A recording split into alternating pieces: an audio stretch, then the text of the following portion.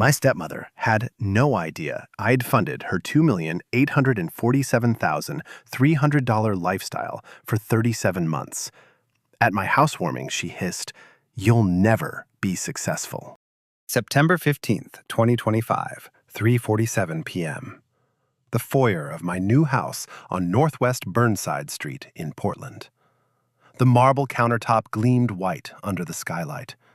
My stepmother Patricia stepped through in a cream linen dress, her wrist tilted just so. The Cartier love bracelet, rose gold, the one I'd bought her in 2022, $8,900. It caught the light like she'd positioned it specifically for that effect. She turned to me with a smile that didn't reach her eyes. "You'll never be successful like we are," Patricia said quietly. Something in my chest went absolutely still. I'd been a forensic accountant for 12 years. My job was spotting discrepancies in seven-figure audits the way a sommelier identified corked wine. I was methodical, precise, invisible. I found money people tried to hide. I found lies buried in spreadsheets. But I'd never added up what my family cost me. My father, Robert Henley, a retired surgeon, had married Patricia Summers when I was 23. Patricia came with a lifestyle. Waverly Country Club membership at $1,042 monthly, designer wardrobes, international travel twice a year. Robert was comfortable, not wealthy. Within 5 years, the money began to run out. The requests came softly. February 2022, Robert called me at the office. "Hey, kiddo, I hate asking, but I need $18,000 for spinal stenosis treatment. Insurance won't cover it."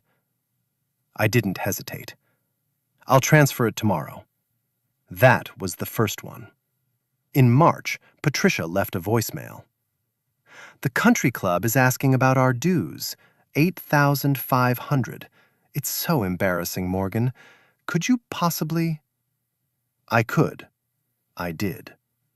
In April, my brother Derek texted me a photo of a car, a BMW. His girlfriend was smiling in the driver's seat. "Down payment is $22K. Dad said maybe you could help? I'll pay you back, obviously." Nobody paid me back. Not in 37 months.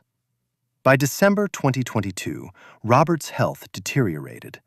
St. Vincent Medical Center called me 3 times a week about his medications. $3,200 to $4,100 each month. His home care nurse, the equipment upgrades. They stacked. Patricia's annual country club renewal was $13,000. Derek's car insurance, registration, repairs meant another $800 every month. I set up automatic transfers. It was easier than thinking about it. The sums blurred together. $89,000 in 2022, $127,000 in 2023. By January 2025, I'd transferred $2,847,300 across 37 months. 5 recipients: Robert's medical bills, Patricia's lifestyle, Derek's car, home maintenance, the endless small requests at 9 p.m. on a Tuesday. I'd never added it up intentionally, never wanted to know the exact number. Robert died on June 23, 2025. He named me executor of his will. The funeral was at Holmberg Funeral Home on Southwest Alder Street. Patricia wore black designer sunglasses and cried in a practiced, elegant way. At the reception, she pulled me into the hallway. "Your father would want us all taken care of," Patricia said.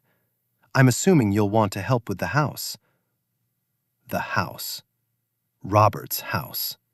Mortgaged against his medical bills, worth $680,000. She'd lived in it rent-free for 11 years. Derek found me near the flowers. "Hey, about that down payment for the engagement ring?" he said. $50,000 should cover it. Neither of them had asked how their lifestyle was funded. Neither had thanked me. Neither had, in 37 months, acknowledged the invisible hand that kept them vertical. The will reading happened on August 4th. Patricia received the house as her statutory share plus $120,000 in liquid assets. Derek got $50,000 from a trust Robert had quietly established. Everything else went to me. The investments, the life insurance, the remaining liquid estate. But the house was mortgaged to the hilt. Patricia would owe property tax, maintenance, insurance. Patricia said nothing. But her lawyer called my tax attorney, James Whitmore of Whitmore & Associates, exactly 7 days later.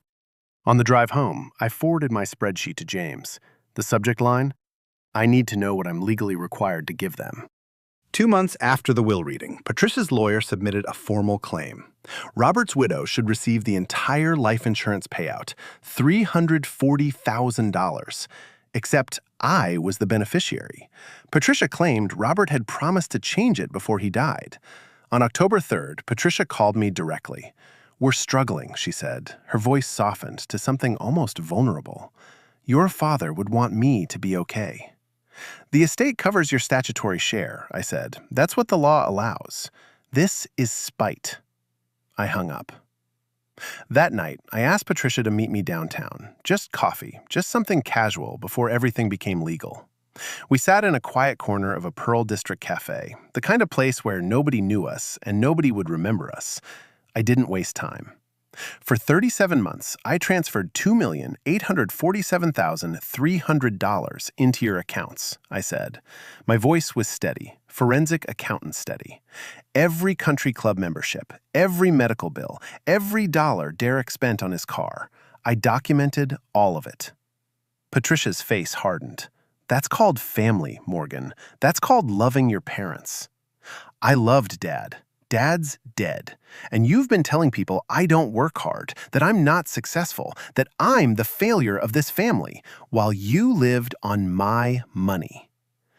Your father was happy to help his widow. Don't rewrite history. My father was too sick and too ashamed to stop you from accepting it. I have 12 months of bank statements, wire transfers, receipts, every single one. James Whitmore has already reviewed your lawyer's letters. You have no case. Patricia stood. Your father would be ashamed of how you're treating me. He wouldn't be, I said. He knew. He always knew. I pulled the folder from my bag. Not large, not dramatic, just a single folder with 12 months of bank statements, wire transfer confirmations, receipts, canceled checks, physical evidence. Everything coded and cross-referenced. I didn't hand it to her. I placed it on the table between us instead. Your choice, I said. We settle quietly or we go to court. But this goes public if you force it. Patricia left the folder on the table and walked out. She didn't touch it. That told me everything. James Whitmore had been embedded in my life for 7 years. At 62, he'd built Whitmore & Associates into one of Portland's most respected tax law firms. When I'd first emailed him the spreadsheet, raw and guilt-laden and honest, he'd asked to meet in person. How long, he'd asked. 37 months. Have they ever acknowledged it? Never. Then we have a clear paper trail of voluntary gifts, James said. His voice was the kind of calm that came from 40 years of being right. If Robert intended Patricia to be protected, he would have documented it in the will. He didn't. You can contest any claims she makes. James became my ballast. He drafted letters. He annotated spreadsheets. He waited for Patricia to escalate. He knew what was coming. The next morning, James sent formal notice to Patricia's lawyer. Single page, clean language, no threats, just facts. Morgan Henley was prepared to provide full documentation of all estate gifts. She expected no further claims on Robert Henley's estate, effective immediately. Patricia's lawyer didn't respond for 6 days. When he did, he asked for a settlement meeting. Over the next 4 weeks, my dining room became a war room. I pulled the complete transfer history. Monthly withdrawals to St. Vincent Medical Center, $3,200 to $4,100 each month. Recurring transfers to Waverly Country Club at $1,042 monthly. Auto payments to Allstate for Derek's car insurance at $189 monthly, plus irregular lump sums for repairs and registration. I compiled receipts. The Cartier bracelet, 2022, $8,900. Medline equipment upgrades, property tax and insurance on Robert's house, $31,400 total. Sylvia Nakamura, my banker at Cascade Bank, had flagged the withdrawal patterns 6 months earlier. She'd called me directly. "These are unusual for your income bracket," she'd said. Her voice was professional but curious. Now, I asked Sylvia for a complete audit trail. Large outflows followed by deposits from other accounts. Transfers misaligned with my own spending. The pattern of someone bleeding money outward with no plan. "Building a case?" Sylvia asked when we met the following Tuesday. "Yes." She spent a Friday generating reports, 40 pages. The pattern was undeniable. My money flowing outward to 5 recipients in escalating sums. 0 reciprocal transfer. It was a one-way river. Patricia didn't disappear quietly. On October 8th, she called again. "This is spite," she said. Her voice had shifted to pleading. "You're punishing me because of what I said at your housewarming." I didn't respond. "Morgan, are you there?" "Yes." "I'm sorry, I didn't mean it. Your father wouldn't want this." I hung up. 4 days later, Patricia's lawyer, a smaller firm called Brennan and Associates, sent discovery requests. They wanted my liquid assets, my income history, my tax returns. They wanted to know if I was hiding money, if I'd inflated the figures, if the transfers were somehow fraudulent.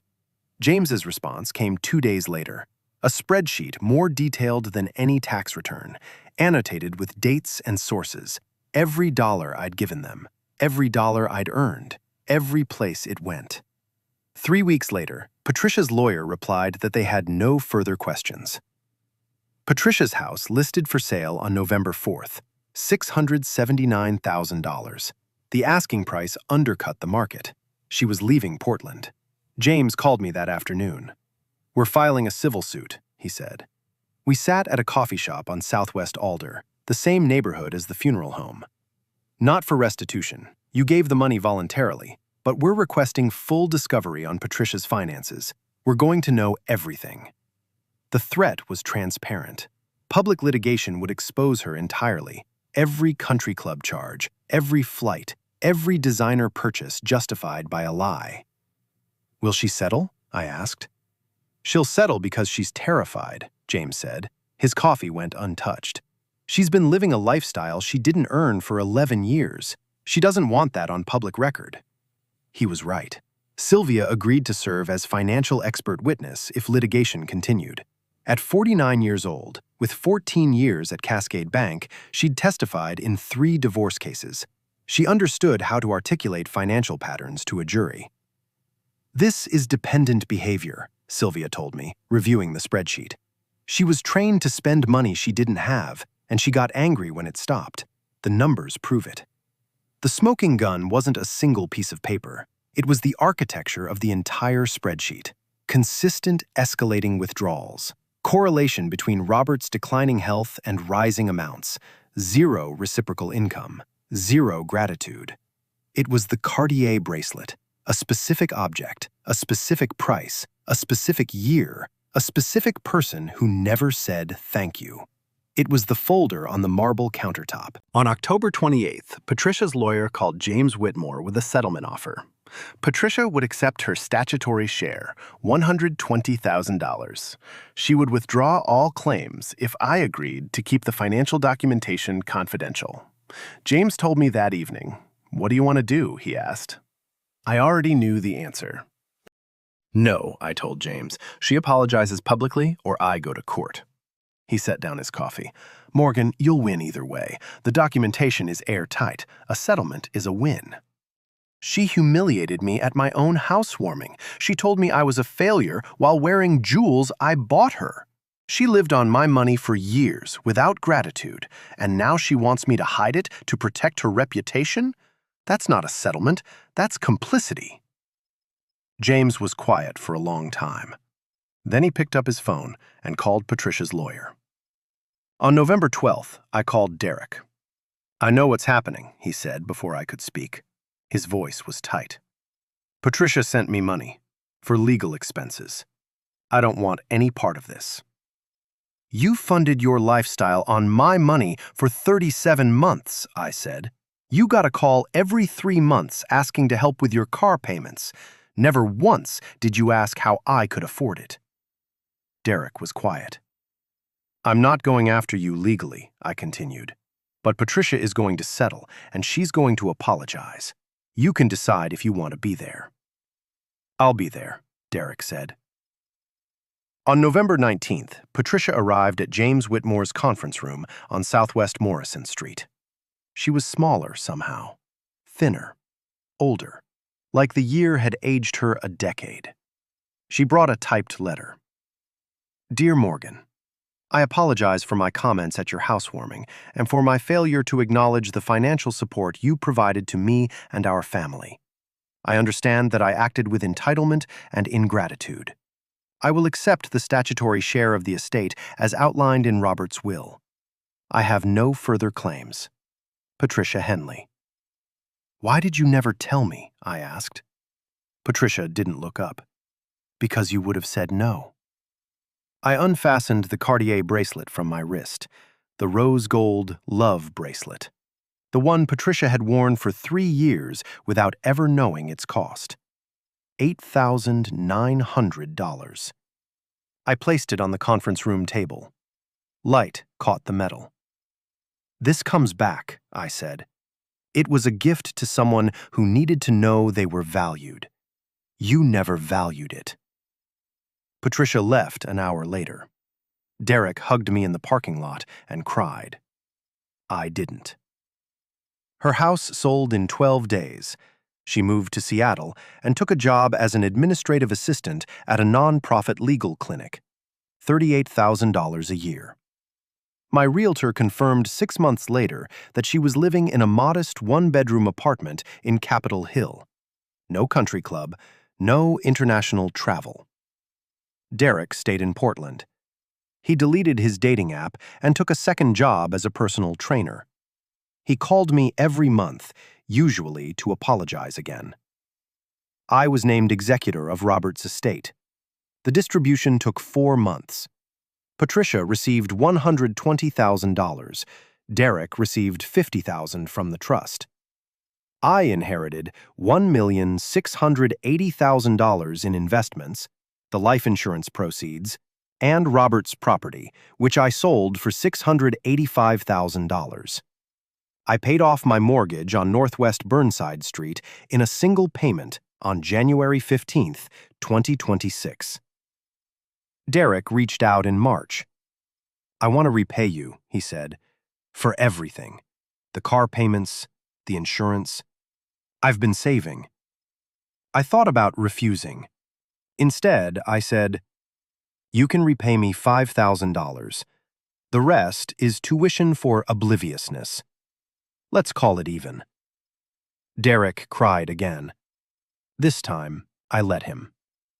6 months later, the Portland Business Journal photographed me for their 40 Under 40 feature.